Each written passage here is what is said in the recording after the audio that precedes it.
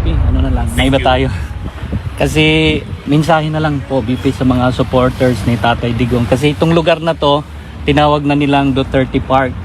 So araw-araw pupunta sila dito para pagbigay ng moral support kay Tatay Digong. Mensahe na lang BP sa kanila. Oh, well, yes. Usually napapangalan ang mga parks at mga kalsada pag simba ko lang, patay na ang tao. But I'm happy that even if President Duterte is still alive and well, he already has a park. And it is in The Hague, in the Netherlands. Yeah. So parang sikat na sikat ka, no? Pilipino ka pero meron ka ng some sort of pwede ba tawaging pseudo park kasi hindi naman talaga totoo na Duterte Park, no? Dito sa the Netherlands. Pero sigurado ako, knowing my father, he would want na yung Duterte Park na yan ay nasa loob ng Pilipinas at hindi sa loob ng the Netherlands. BP, you also experience here a sort of equality, like even if you're a politician, you're a rich person, everyone is treated equal. How do you feel about it? You're walking, sa Pilipinas kasi if you're a politician, you have a position, you cannot walk around. You should have bodyguards. Here, even the Prime Minister is biking. Well, I do not know, ma'am, about the activities of other local politicians here. I've not reached out to any government official here in the Netherlands. So I do not know their activities. But I'm happy that they have that freedom. In the Philippines, I walk, yes. We have security, but mainly because it is their duty to protect the person. So I'm happy that they have that freedom. I hope we have that freedom as well in the Philippines. I'm not really more concerned about my security, but usually I use the security for the convenience of the public. Kasi pag lumalabas ako, minsan nagkakagulo. So, naiirita yung ibang tao. So, para lang hindi maabala yung ibang tao na ginagamit yung security. Ma'am, papit na lang. Hindi ko siya mapakausap sa inyo kasi baka bawal. So, baka mawala yung telephone privilege ba. So, yes.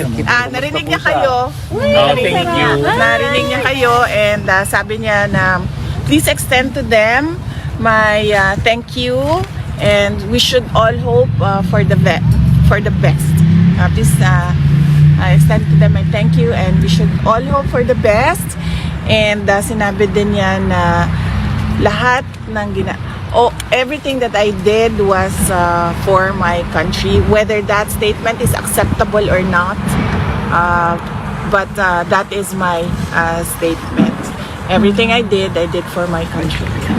Yeah, BP, so ang haba ng pag-uusap ninyo, how is he is he taking his medicines properly? Meron bang special nurse na or doctors na tumitingin doon just to make sure that he gets all his medicines? Yes, there is a doctor supervising his medical plan. Earlier this morning, I talked to the doctor and then I was asking if she can explain to me what they are doing. But there's a doctor-patient confidentiality about that. So I just asked her, just take care of him. And she said that she's doing that. And her visits are frequent with with President Duterte because of his age, and she understands that he has medical conditions that need to be monitored. Pero yung mga medicines po niya sa Pilipinas, naiinom naman po niya dito? Yung tanong ng doktor sa Pilipinas, kasi meron siyang mga doktor doon sa Pilipinas, may medisina, pinadala natin dito yon, binigay natin doon sa loob. Yun yung gusto makuha ng doktor sa Pilipinas. Pero nagsabi yung doktor dito, sabi niya, hindi niya maibigay yan. But rest assured, sabi niya, I am a professional, I am a medical doctor. My job is to take care of the patient. Hindi ba kayo worried doon, VP? Well, of course, worried tayo, diba? But we just have to trust them that they are professionals, no? At alam nila kung anong ginagawa nila.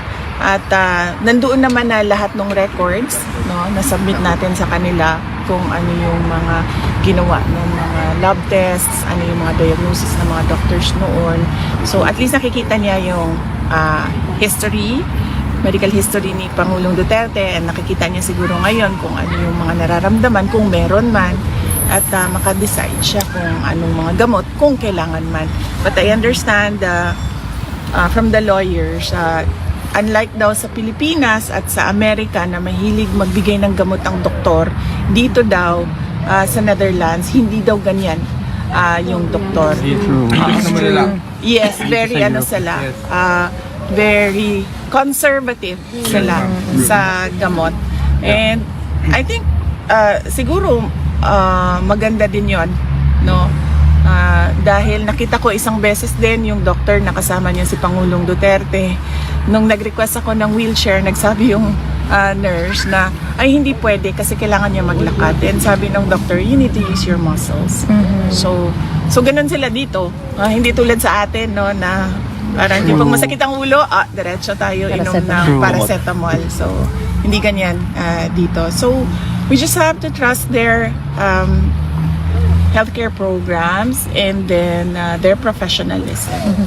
VP, just a point of clarification. You were on the phone with your father. Aside from visiting him personally, how important is it that you still had to talk to him on the phone, apart from visiting him personally? Oo. I have no schedule today to visit him in person. The schedule this afternoon will be for Hanilet and Veronica. I was here this morning to deliver documents that was asked of me from the detention unit. So I delivered it personally to the person who asked for it.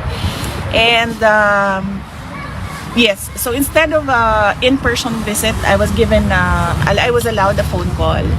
So we discussed updates in that phone call. How did the former president react upon hearing the loud shouts of support from the supporters here? Yes, nagtanong siya, sabi niya, merong mga kababayan sa labas in English kasi we're only allowed to speak in English because all our conversations are recorded. So sabi niya, merong mga kababayan sa labas. Yun, sinabi niya. Please extend them my thank you. We all hope for the best, and everything I did for my country, whether that statement is acceptable or not. But everything I did for my country, and I want that message out to the world. VP, on another note, do you think Senator Aime's committee's investigation can still play a meaningful role or contribute to your pursuit of justice regarding your father's arrest, considering the palace's directive preventing cabinet secretaries from attending the legislative hearing under the claim of executive privilege? I'm not hopeful for the case of President Duterte getting justice from the government and the administration right now. But I hope that it will not happen again to another Filipino. So that is the value of the committee hearings right now. Maybe they can come up with rules, guidelines, or laws that that thing that happened to President Duterte, like it's called extraordinary rendition in international law, doesn't happen to others. So it would be an example of what should not happen to a Filipino inside our country on Philippine soil. Sinabi po ni Attorney Kaufman kanina that the core defense team has already been completed. So does this mean that your duty or your task here is finally done before you go back to the Philippines and continue your role as Vice President, even as you continue your role as Vice President while you're here in The Hague? Yes, everything is organized with the lawyers, and there is already a system for the family with regard to the visiting here in the detention unit. So yes, and that the last document that was needed of me, I delivered it this morning to the person inside who asked for it. So yes, my task is done. It's And that, well organized. does that mean that you're ready to go home? Yes, yes. I'm excited to go home. I just book the travel arrangements to go home. Will you seek legal aid from the ICC?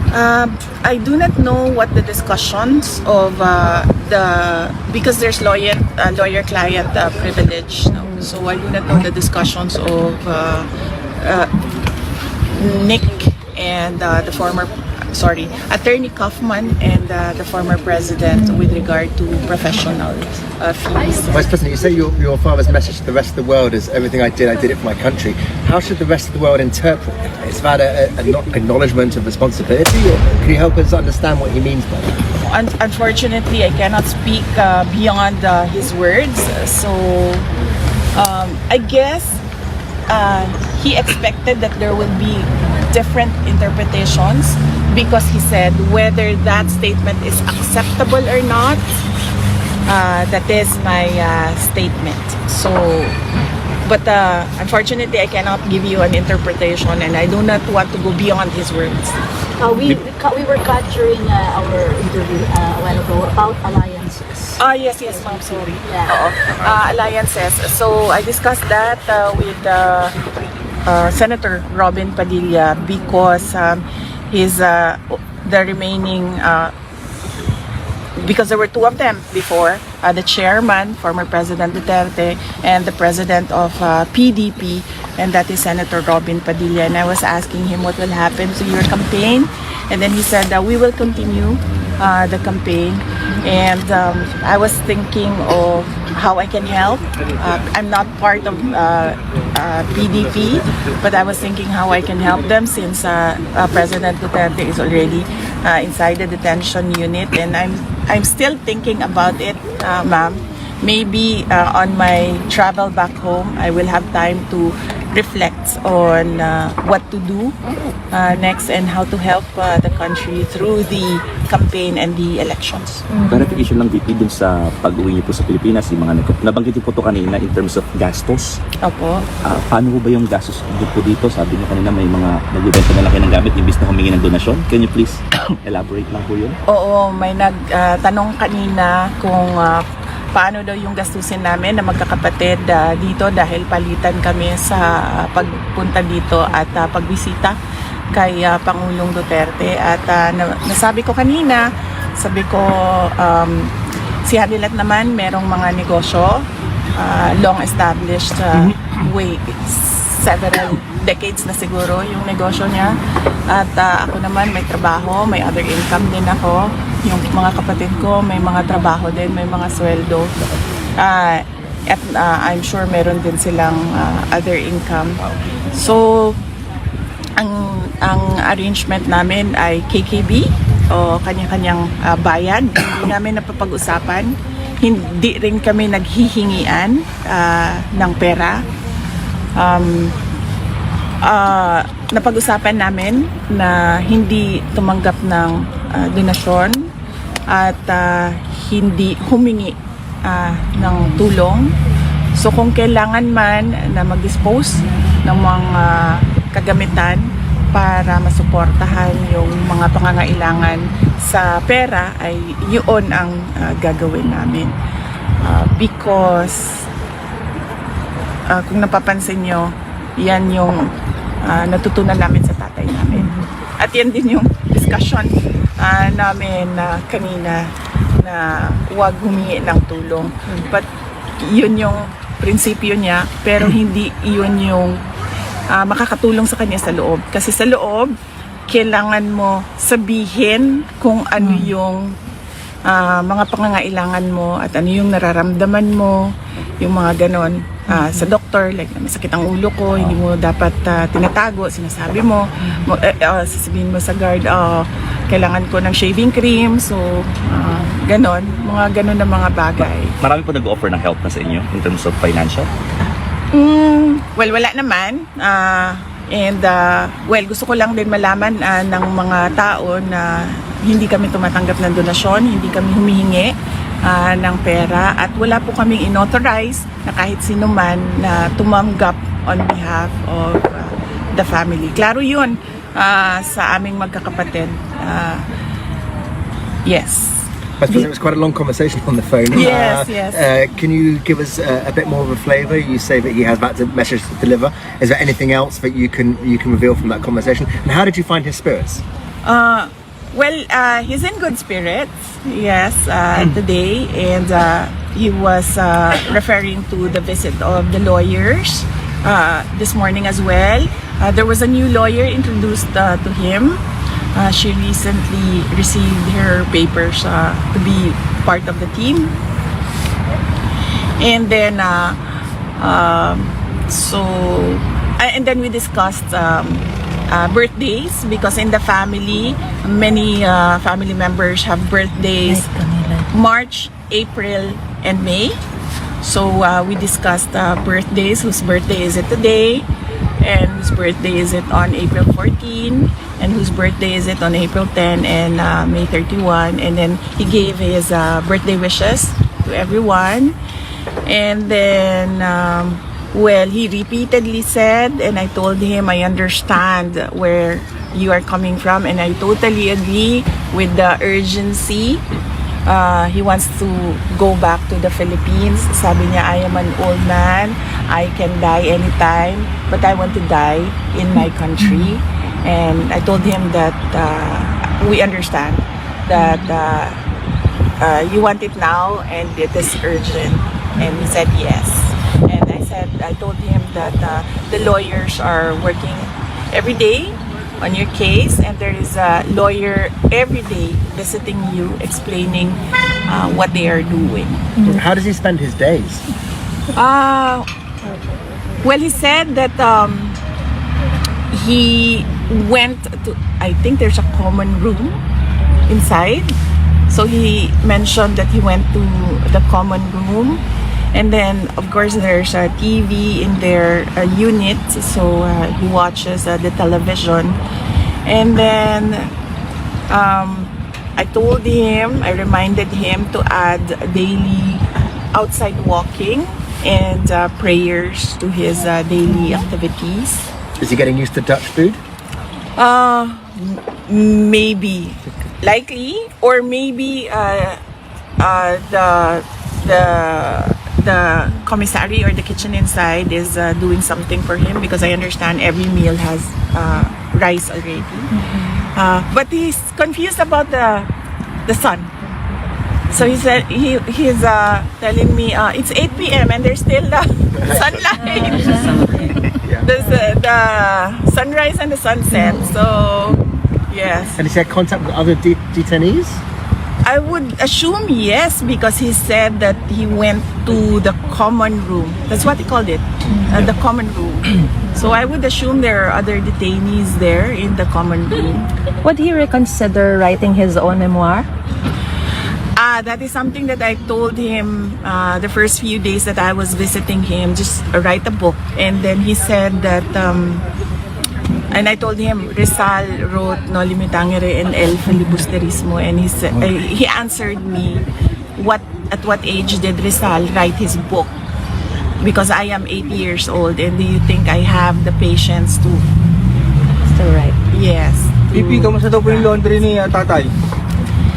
Ginagawan po ng paraan. Meron po kaming hinihingi na request sa loob kung paano mapadali yung sistema ng paglinis ng kanyang mga damit. So sana ay maaprobahan. Pero syempre, susunod pa rin kami kung ano yung desisyon ng detention unit. Sa ngayon, madami naman na siyang damit sa loob. So baka hindi pa naubos yung kanyang gamit sa loob. VP, kaninang umaga, Philippine time, impeachment prosecutor Marcelino Lebanon and first rider representative Rog Gutierrez, they led the filing in the Senate of this petition or issue writ of summons to direct you po to answer the articles of impeachment within a non-extendable period of 10 days. You're going back home. You said that you already have a team ready for it, but let me just ask your reaction on this new petition that has been filed to the Senate with regards to this non-extendable writ of summons to direct you to answer. Oo. The best person to answer that right now is Senate President Cheese Escudero, since the summons was filed in the Senate. I do not wish to comment on that matter. With regards to the birthdays, you mentioned a lot of birthdays coming up. Does that necessarily mean that those who will be celebrating their birthdays will have a visitation schedule with the president so they can spend their birthdays with the former president? Yes, April 10 we have been requesting for a special visit because it is the birthday of Veronica. April 14, no, that is the birthday of my mother. So she's going home with me. May 31 is my birthday, so I'm still thinking about whether coming here for my birthday. I've not decided on that matter yet. Okay, thank you. Yeah, VP, about the relationship, you said that your relationship with your siblings and your father has never been better. Yes. How about the relationship of your mothers? They don't have a relationship, ma'am. But I think former President Duterte is overjoyed with with what happened to the relationships between my brothers and I and our half sister. So especially when he saw us there last Tuesday. So that would be the first time that he saw Kitty and me together in person, because we do video calls before. But never in person that he saw me, Kitty, and I together. So, Naisip sa kayo na handay. Unsa na kami si mga anak? ay, sobra gyud kaayo kamingaw sa mga bata. Kada adlaw mi naga-video call and kada adlaw ko nagasulti sa ako ang kamingaw, sa ako ang pagmahal sa ilaha og ang ako ang isa ka anak kay motubag pag maingnan ako, I love you, motubag na mag and doon ay nagsulti sa ako ang ingana yun daw ang mga kuan teenager na lalaki. Pag ingnan ni mo I love you, maingon ra. VP, just to clarify again, not to presume anything, although di pa naman po kayo nag-file ng interim release for the former president. Pero what you are mentioning, na gusto talaga ni former PRRD sa Philippines makabalik. Pero what if hindi siya payagan sa Philippines and other country? Are you considering it? Or meron ba kayo kinoconsider na ibang bansa? Kailangan siguro na yung abogado ang mag-discuss noong interim release, no? So, yan yung usapan namin ng lawyer. Siya lang ang pwede mag-discuss kung ano yung pwede sabihin sa public kasi meron silang lawyer-client confidentiality. So, merong mga bagay na hindi pwede sabihin in public, kaya dapat ang lawyer lang din ang magsabi kung anong ginagawa nila as a part of his legal strategy. VP, you've experienced the Dutch bureaucracy and the other good things about the Netherlands, or bad things about the Netherlands. Meron ka bang, are you going to get some takeaways and which probably might help you also craft policies when you come home? Yes, ma'am. That question was asked last Tuesday. No, and I discussed one of my takeaways in the Netherlands is the mobility. So here in the Netherlands, you can choose. The person can choose how am I going to go around the Netherlands, or how am I going to go around The Hague. So I can walk I can use a motorcycle, I can bicycle, I can use Uber, I can taxi, I can use the tram. Is that what you call it? No, the tram, and then there are the trains. So the person has a lot of options. Unfortunately, in the Philippines, we do not have that. In Davao City, when I was mayor, I know and I knew the importance of mass transportation. That's why we started the high priority bus system during the term of President Duterte. Sadly, this is not a project that the current administration is supporting, but that it is very important that a country has a very good mass transport system. So that is one my takeaways in the Netherlands. And not seen anything bad, ma'am. I've been walking here, we only take a taxi when we are almost late. But otherwise, we just walk. So never, although I see the cigarette butts on the I see the cigarette butts on the sidewalk and everywhere else. It's something that you do not see in Japan. VP, So, yes. yeah, just to follow up question, in lieu with the ABS-CBN 5 question, you said about the mass transportation. What about the graft and corruption? Is because as you could see, the delivery of social services in this country are given to the people. And which simply shows this graft and corruption is not really evident. So how are you going to, if that would be one of your take home, the mass transportation, what about the graft and corruption in our country, which yes. is really blatant?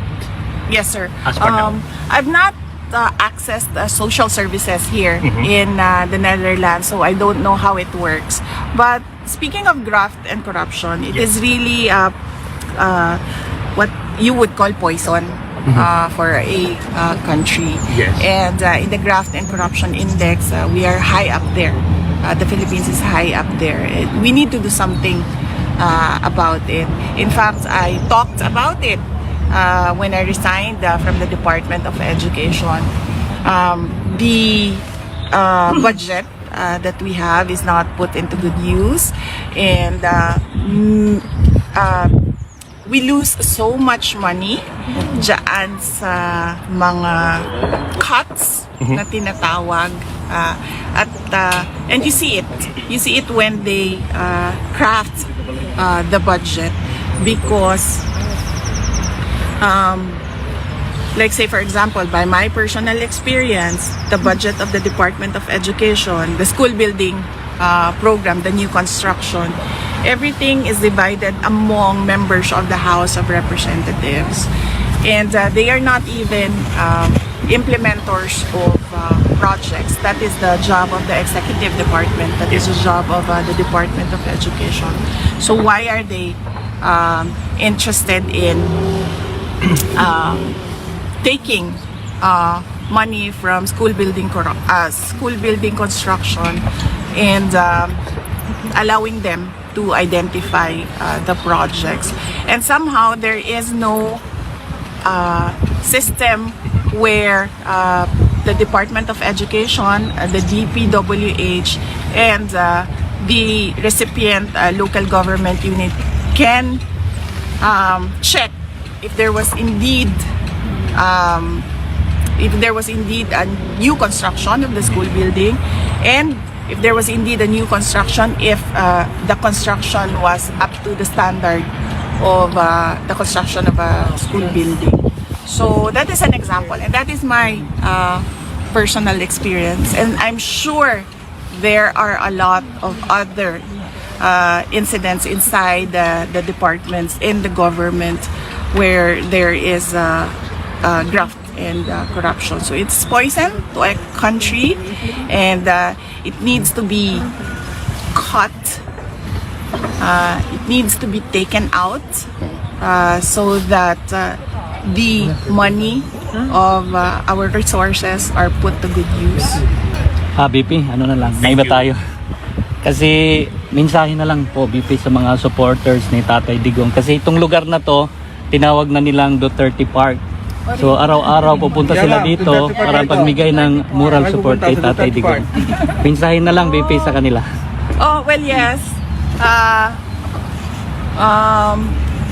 Usually, napapangalan ang mga parks at mga kalsada pag simba ko lang, patay na ang tao. But I'm happy that even if President Duterte is still alive and well, he already has a park. And it is in The Hague, in the Netherlands. So parang sikat na sikat ka, no? Pilipino ka pero meron ka ng some sort of pwede ba tawaging pseudo park kasi hindi naman talaga totoo na Duterte Park, no? Dito sa the Netherlands. Pero sigurado ako, knowing my father, he would want na yung Duterte Park na yan ay nasa loob ng Pilipinas at hindi sa loob ng the Netherlands. VP, you also experience here a sort of equality. Like even if you're a politician, you're a rich person, everyone is treated equal. How do you feel about it? You're walking. Sa Pilipinas kasi, if you're a politician, you have a position, you cannot walk around. You should have bodyguards. Here, even the Prime Minister is fighting. Well, I do not know, ma'am, about the activities of other local politicians here. I've not reached out to any government official here in the Netherlands. So I do not know their activities. But I'm happy that they have that freedom. In the Philippines, I walk, yes. We have security, but mainly because it is their duty to protect the person. So I'm happy that they have that freedom. I hope we have that freedom as well in the Philippines. I'm not really more concerned about my security, but usually I use the security for the convenience of the public. Kasi pag lumalabas ako, minsan nagkakagulo. So, naiirita yung ibang tao. So, para lang hindi maabala yung ibang tao na ginagamit yung security. Pero I hope we have this freedom as well. Nasubukan ko siya dito, nakapaglakad ako. Sana man lang ay meron din tayong ganyan sa Pilipinas na hindi maabala yung ibang. We understand that you are the next of kin since the former president is no longer married.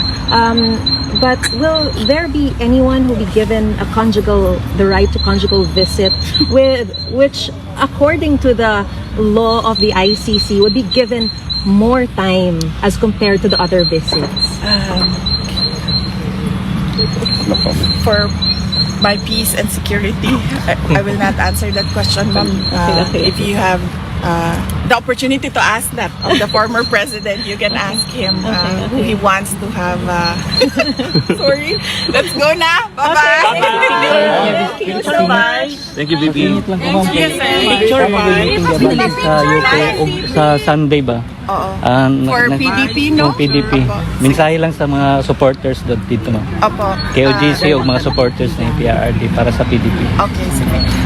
Maraming salamat sa Kingdom of Jesus Christ members at maraming salamat sa supporters ng PDP Party sa suporta ninyo sa mga senators ng PDP. Unang-una na si Senator Bato de la Rosa, si Senator Bongo, si Senator Attorney J.V. Himlo, si Senator Attorney Raul Lambino, Senator Attorney Jimmy Bondok at si Senator Philip Salvador. At wag po natin kalimutan na meron pong mga guest candidates ang PDP. Ito po yun ay si Senator Attorney Vic Rodriguez, Senator Attorney Rodante Marcoleta, si Senator Dr. Richard Mata, and si Pastor Apollo Kibuloy. Senator Pastor Apollo Kibuloy, na napakalaki ang ating pagpapasalamat, no, dahil sa tulong ng SMNI at ng KOJC na mapaabot ang mga balita sa ating mga kababayan sa buong mundo. Pahabol ma'am sa Belgium karumpuan. Sunday po. Oo. Nasabi ko, no? London, no? UK nasabi. Kanina, no? Karon sa Belgium. Okay. Maraming salamat sa ating mga kababayan na sa Belgium, sa ating mga members ng Kingdom of Jesus Christ, sa mga supporters ng PDP Laban, sa inyong meeting de avance para sa mga senador ng PDP. Unang-una na si Senator Bongo, si Senator Bato de la Rosa, si Senator J.B. Hinlo, si Senator Raul Lambino, si Senator Jimmy Bondoc, si Senator Philip Salvador. At meron po silang mga guest candidates napakahalaga dahil kailangan yung 10 ay maalala ninyo. Si Senator Vic Rodriguez, si Senator Rodante Marcoleta, si Senator Richard Mata, and of course, si Senator Pastor Apollo Kibuloy. Isipin po natin na marami silang magagawa para sa ating bayan. Unang-una na lang ay baguhin ang muka ng governance and government sa ating bayan. Maraming salamat sa inyo dahil sinuportahan ninyo ang panawagan ng PDP na itong 10 ang iboto para sa Senado ngayong darating na halalan sa buwan ng Mayo. Thank you, ma'am. Thank you, Vic. Consider niyo po ba na isali po si Senator Aimee sa guest candidates po Senator Slate ng PDP? Kasi kanina po nabanggit po na meron po kayong friendship and it's beyond political or politics. Hindi kasi ako member ng PDP Laban, so hindi ko sila nakakausap with regard to their senator slate. Sumusunod lang ako sa mga pronouncements ni Pangulong Duterte at mga sinasabi niya with regard to guest candidates. So yun lang yung...